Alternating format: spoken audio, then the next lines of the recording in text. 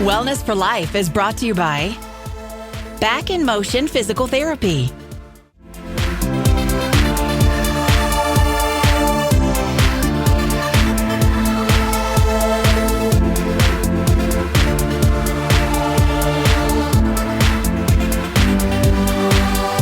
Wellness for Life is brought to you by Back in Motion Physical Therapy, Gothenburg Chiropractic Clinic, Mahabi Atwa Community Action Partnership, Natural Alternatives, and Lakeside Sports and Pain Clinic. Hello, I'm Matthew Kaufenberg. I'm a physical therapist and I own Back in Motion Physical Therapy in Perham, Minnesota, as well as Park Rapids, Minnesota. Today I thought I'd talk about the SI joint, which is the sacroiliac joint. It's another potential source of low back pain. There are so many sources of pain in the low back. We've talked about a few in previous episodes. Today I thought I would just focus a little bit on the SI, or the sacroiliac joint. Most people who are going to have sacroiliac joint pain are going to describe pain usually with movement. Like if they're turning in bed, they'll feel some pain, or if they're getting up from a seated position, they'll feel pain. A lot of times when they're walking, when they try to swing their leg, they'll feel some discomfort, or when they land on that leg, they'll feel discomfort. And typically the discomfort, most people with SI joint pain will be very localized and say, man, my pain is right there. A lot of times it can be like quarter size, 50-cent size pain, but it's often just right in that region, and they'll feel it when they're trying to swing their leg. They'll feel it right there, or when they're turning in bed, they'll feel that pain. So what is the sacroiliac joint? So if we look at the spine, the very bottom last portion of the spine is actually our sacrum, and it kind of looks like a triangle. So this is called our sacrum. And then this large hip region, so that bone that you feel on the side, that's called your pelvis. The top part of the pelvis is called your ilium.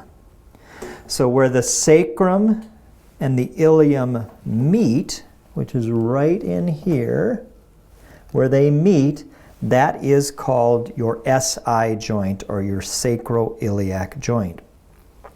Now there are some really, really thick ligaments that are going to hold those two bones together. Those ligaments sometimes can get sprained and cause some pain. There's also a really thick ligament that'll run from the ilium up into the top part of what's called our lumbar spine. That can be a source of pain. Both of those would be considered SI joint pain.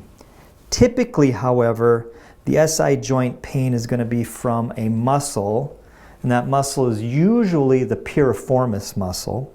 The piriformis muscle is going to run from your hip.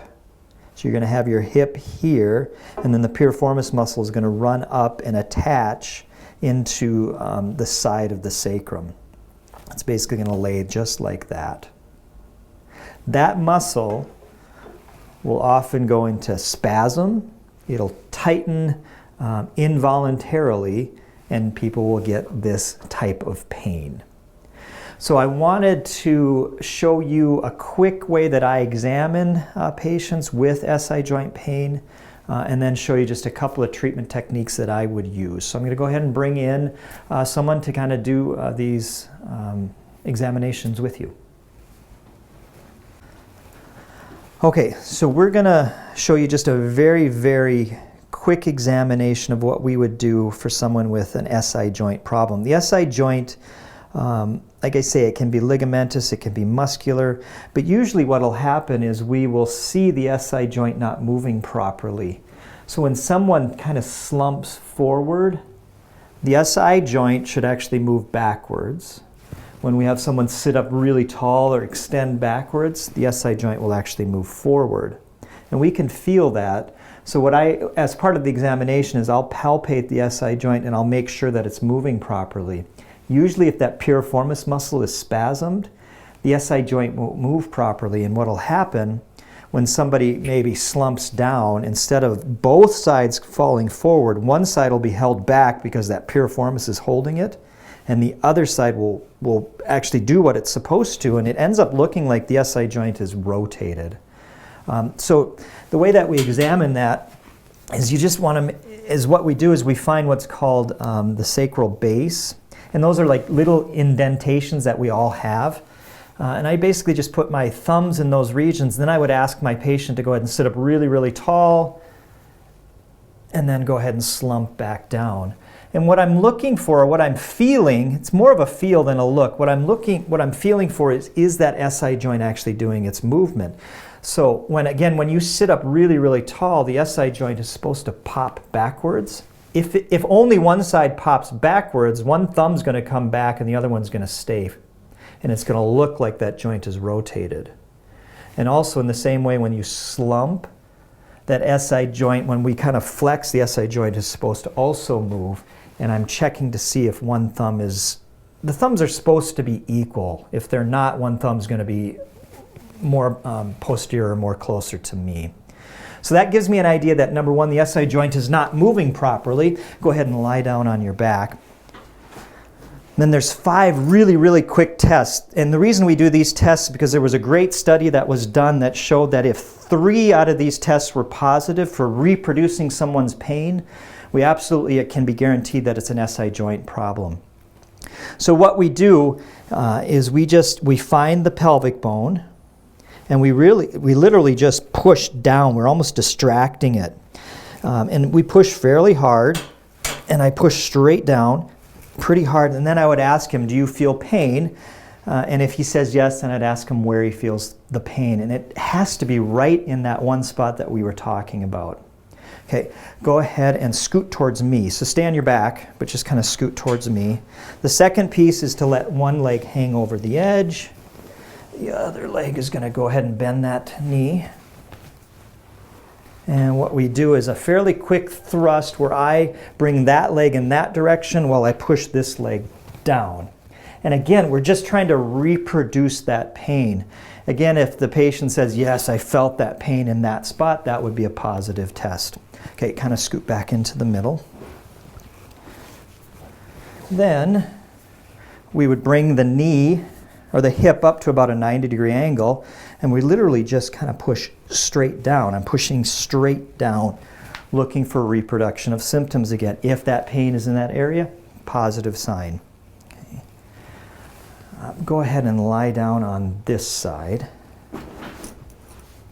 Fourth test that we do is a straight compression down. Again, find that pelvic bone, and we push straight down, looking for reproduction of symptoms right in that spot.